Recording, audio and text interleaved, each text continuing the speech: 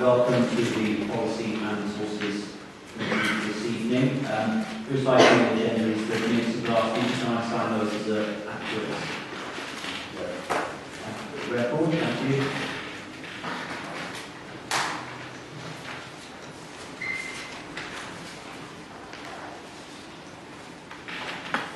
And moving on to absence of members, I've received apologies from Councillor Stock, who has intentionally withdrawn from this meeting this evening. Councillor Stock holds a position, an unpaid voluntary position at Middlesex University as Pro-Chancellor, and to avoid any perception, perceived or real conflict of interest, she decided to not attend today. She is able to attend, but she decided not to, and is substituted by Councillor Grover. Welcome, who is chairman of the Audit Committee. Councillor Dushinsky is unable to attend and is being substituted by Councillor Melvin Cohen. Welcome. Councillor Houston is substituted, I gather, by Councillor Schneiderman. Welcome.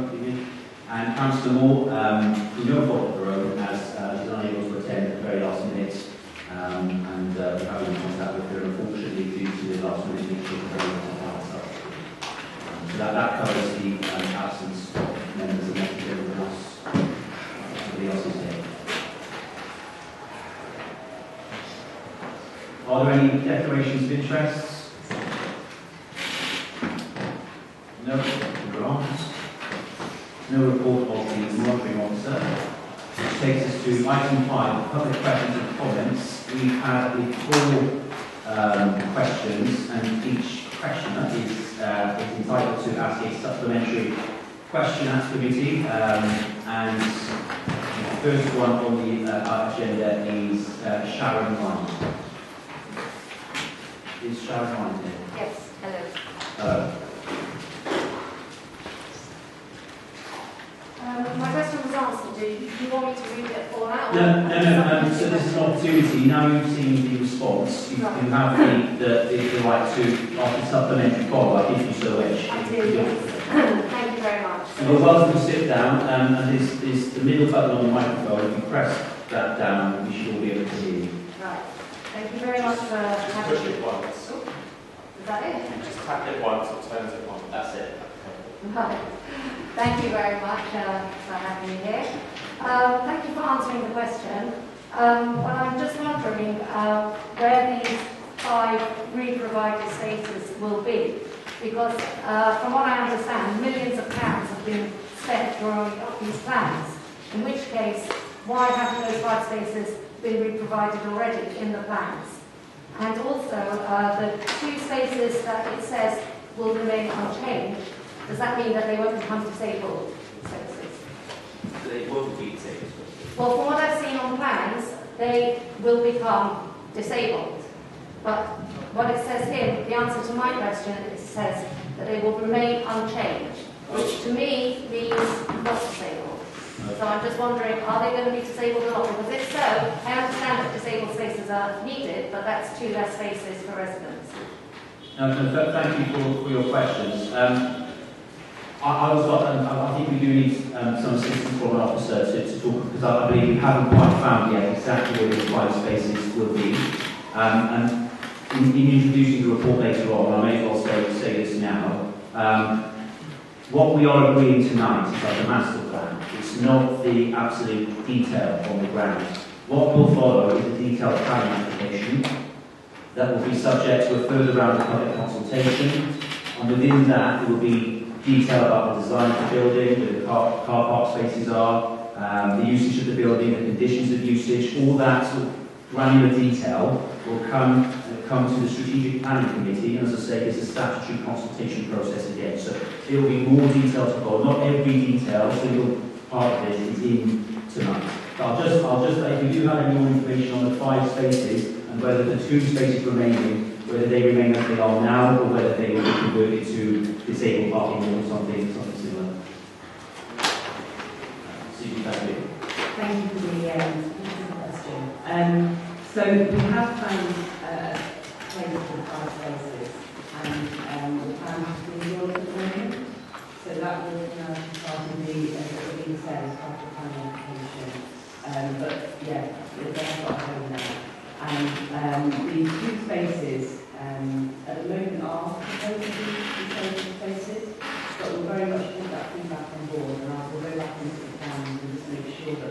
kind of taking away too many space at the moment and put result of that. So we will action. Right, thank you very much. Thank you. Mr. Roots.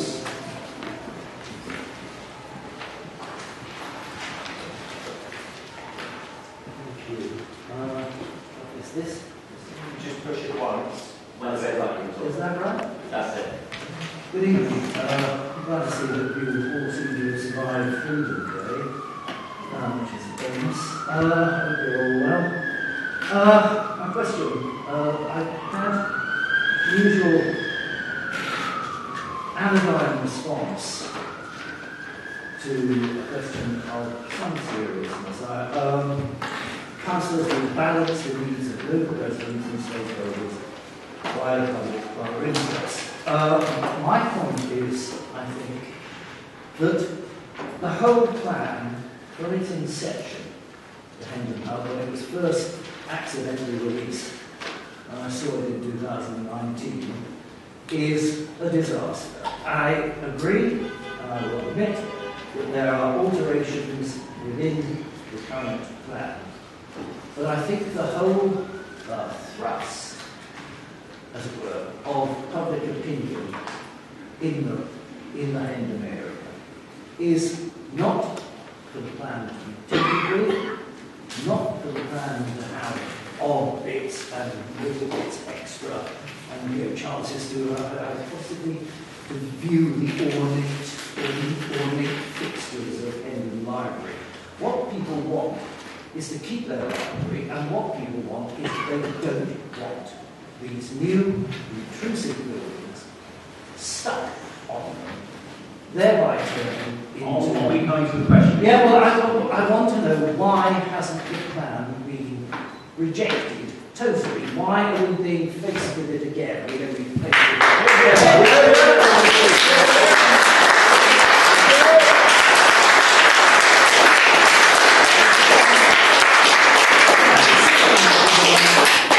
I don't know why it shouldn't be withdrawn in its entirety.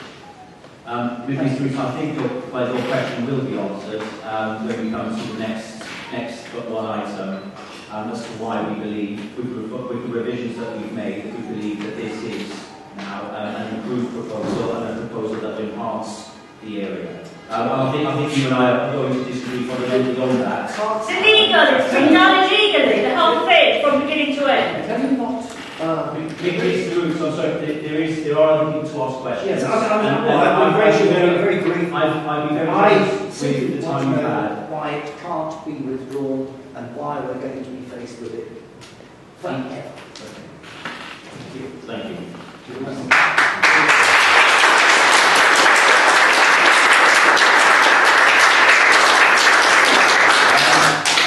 The next two questions are from Mr. Mason, and you have a supplementary question per written question, so two supplementary questions.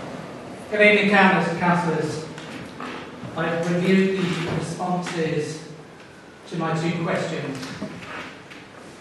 The first answer is not correct.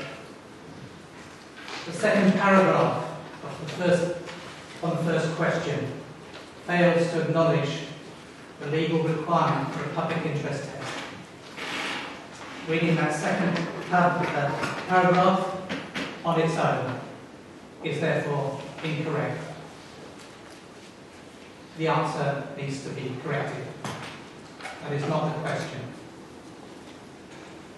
The question for this one is there or is there not a whip applied to the Schedule 12 vote under item 14, which directs the particular candidates to vote one way or another? A simple yes or no will suffice. No. Thank you very much indeed. I think that answer will be proven when one of the council speaks later on. That's great. You can answer that question. Next question. Right. The next question is, does the chair believe that there is no overlap between a vote for Schedule 12A and EIR legislation. I state that there is, and that a vote to withhold the information under Schedule 12 is exactly the same in law as a vote to withhold information under the EIR request. So that's the question. Do you understand it? Before you answer that, I do understand the question. Before you answer that, I would also say that the response itself is waffle. So, Mr. Mason, we're not voting this evening on whether an item is exempt. That decision has already been made in consultation with our monitoring officer, myself as chairman, and that process has gone through the clearance process. So we're not voting this evening for something to be exempt. We will be voting to go into exempt session. That if we do indeed do that, discuss exempt matters. So the vote this evening, the motion to go into exempt session, that sounds very nuanced, but there is a big difference there. And we have been advised, and I trust and believe this advice, that we have every legal right, as we have done numerous times, dozens of times, certainly throughout my 15, 16 years on the council, to go into exec session. And we do understand as council, we are very senior councils there, and we do understand what exempt means and the advice that's given to us. A Schedule 12 exemption under other circumstances, I absolutely agree, would be correct. So it's incorrect to apply those circumstances to this circumstance. You are talking to somebody, there are only about 2 or 3 of us who have taken matters to the upper tribunal, which is effectively the Court of Appeal on Information Rights. I too, therefore, know what I'm talking about, and I suggest the monitoring officer does not. Well, the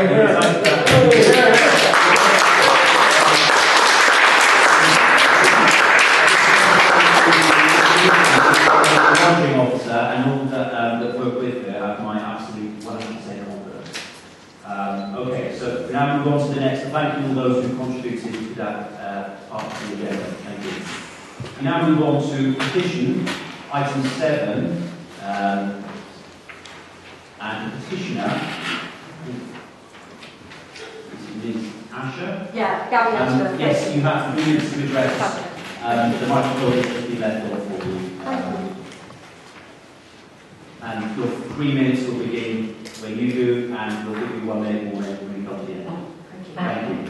Hendon Library is the flagship Barnet library located in the Civic Centre of Barnet.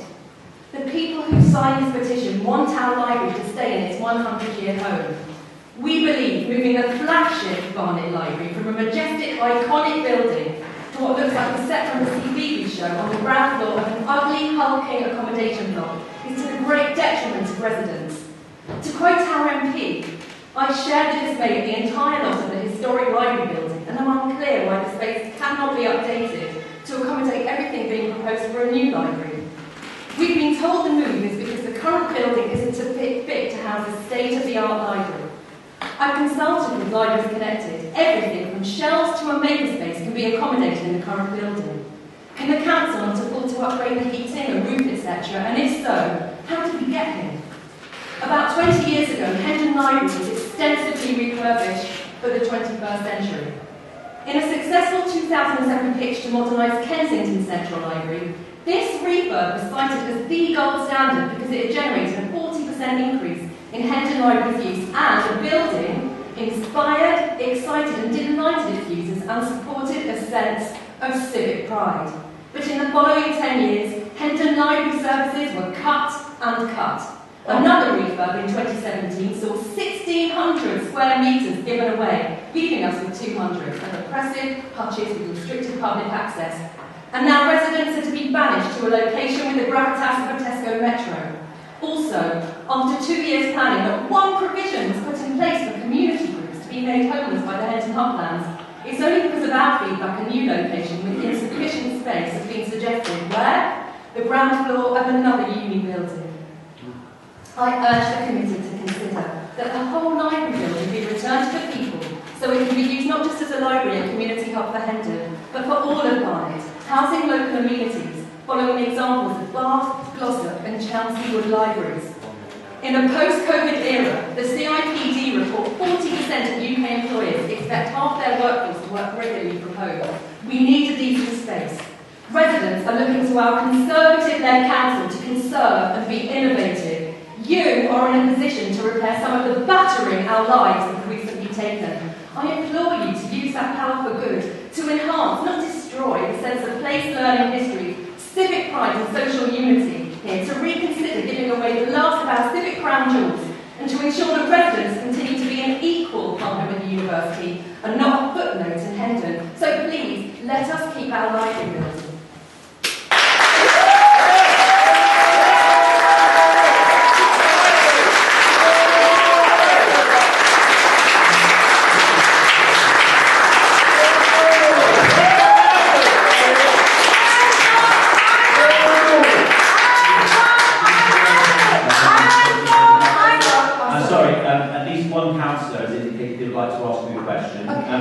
You're welcome to stay. You don't have to answer them, but you're welcome to stay to answer that. It's completely up to you. So, Councillor Bishop.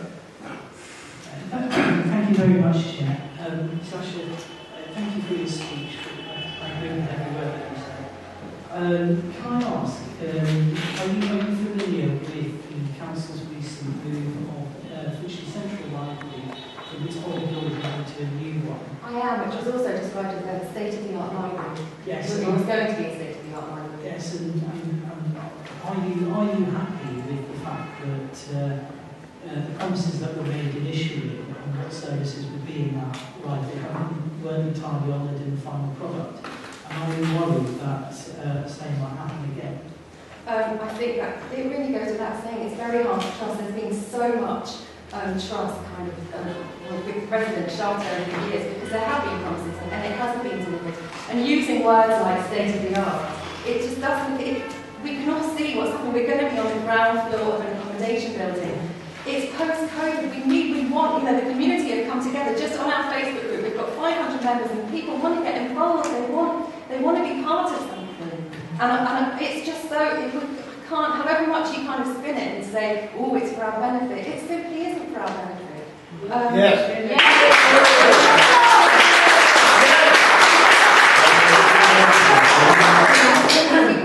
just, how can we trust that you're going to deliver when you haven't got any, there was going to be a massive brick new fancy library in the Arts Depot and that never transpired either. You can understand why our trust is a bit kind of wobbly. So, can we please keep to this? Okay, it wasn't the council's decision not to go to the Arts Depot, by the way. I think, and I've got some questions about the accuracy of your petition in a second. Councillor Schneider. Thank you. I was going to ask whether you were not excited to have access to the staircase, which I believe is one of the proposed benefits. But always ornate. They're very I was just going to ask you a comment about, because all the report is based on a bigger footprint and a bigger library. But do you think that comparison is fair, given, as you mentioned in your speech, that that Hendon Library was originally the whole building?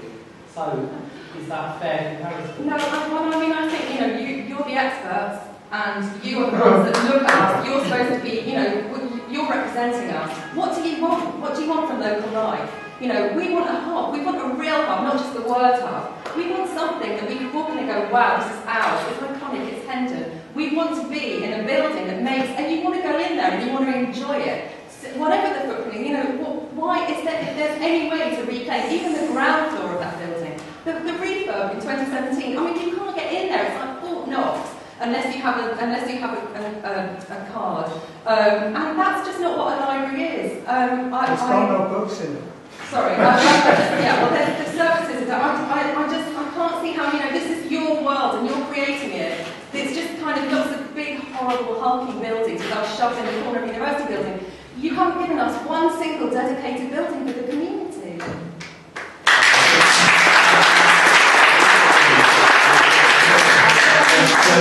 I would like to ask a question about your petition. In it, you state that everything but the facade will be demolished and rebuilt.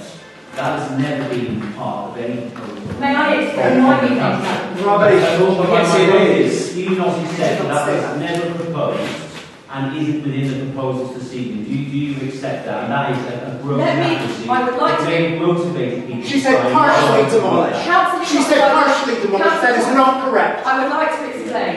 In your email to us, the famous fact myth email, you stated twice, you only mentioned the facade, and in the bump from the SPD originally, it only mentioned the facade. It was odd wording, so therefore conclusions were made that why is it the facade, and none of the rest of the building is mentioned. That is the peeniest bit of that petition. Okay, fair enough. So if you're not going to demolish it, then great. But that's not really the point of that. That petition is can we keep our library building, please, and not be moved into the ground floor of the student accommodation block. And on that point, thank you, because you brought me very neatly to the next point. So since this petition was signed, and since the proposals were made, there have been significant revisions. Not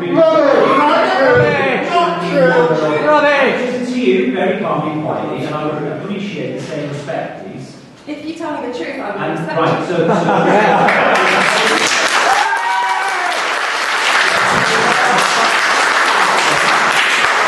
The proposals have changed, and the library will be in the bottom of a 7-storey building with student accommodation, but it is now proposed that affordable accommodation for your neighbours who may not be able to afford their own, other residents within the borough who may not be able to afford to live there, affordable accommodation. Show us the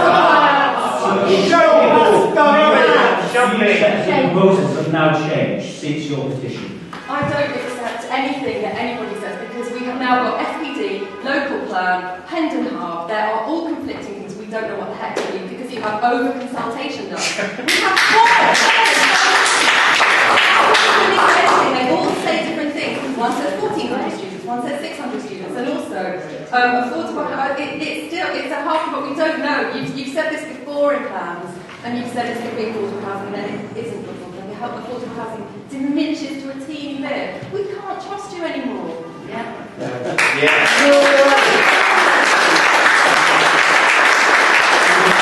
I accept that's what you've written. We need councillors for the community, not community vandals.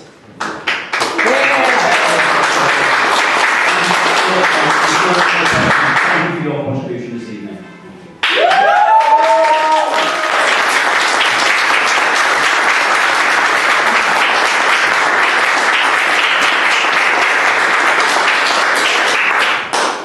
So before we go to the next item on the agenda, the proposed Hendon Hub redevelopment full business case, I think Councillor Fluss, and you'd like to address the committee. This would be an opportunity.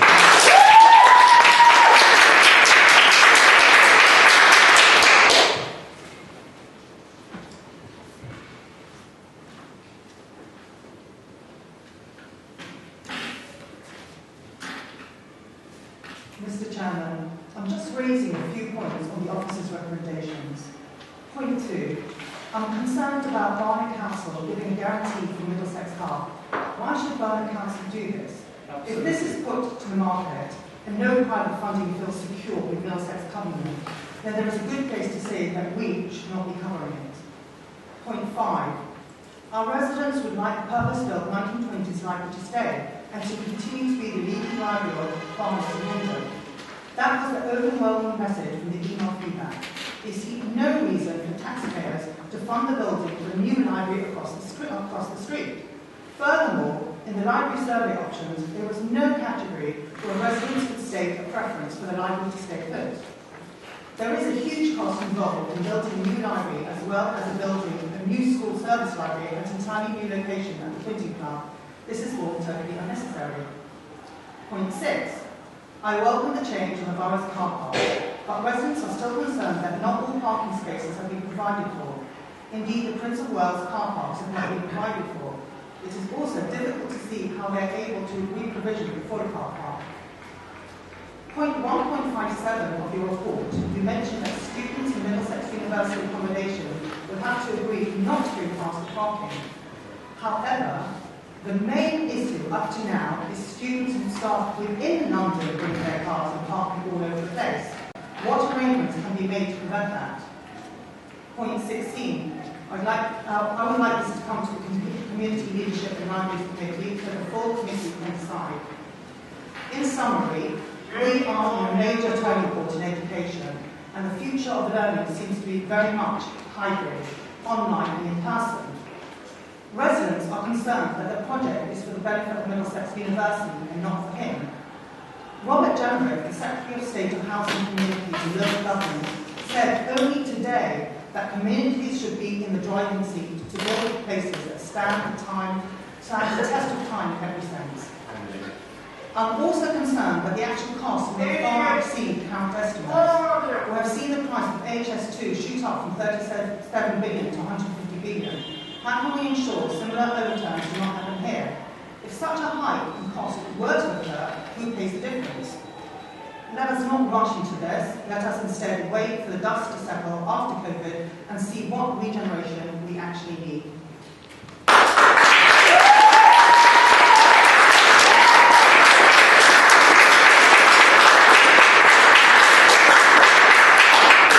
Councillor, thank you for that. I think most, if not all, of your points will be answered in the presentation that will follow on the proposals.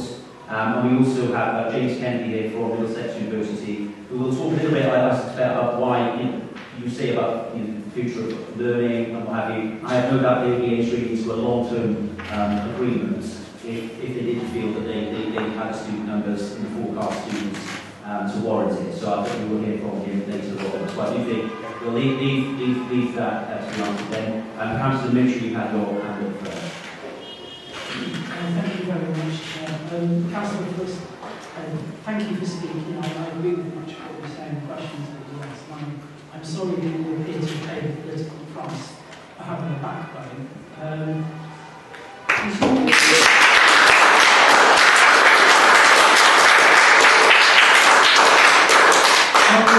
Are your views in opposition to this scheme shared by both of your ward colleagues?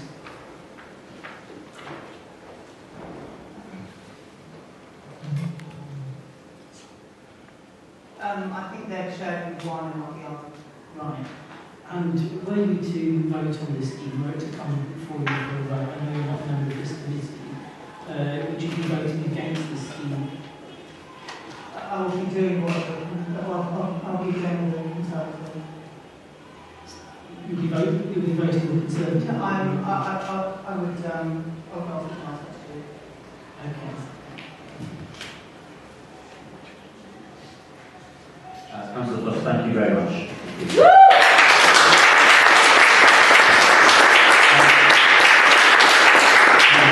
there was a party whip on this subject, Councillor Plus would not be able to speak against the policy and against the proposal. So I think that is evidence that there is not a party whip.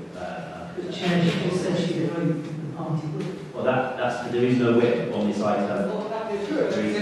Good.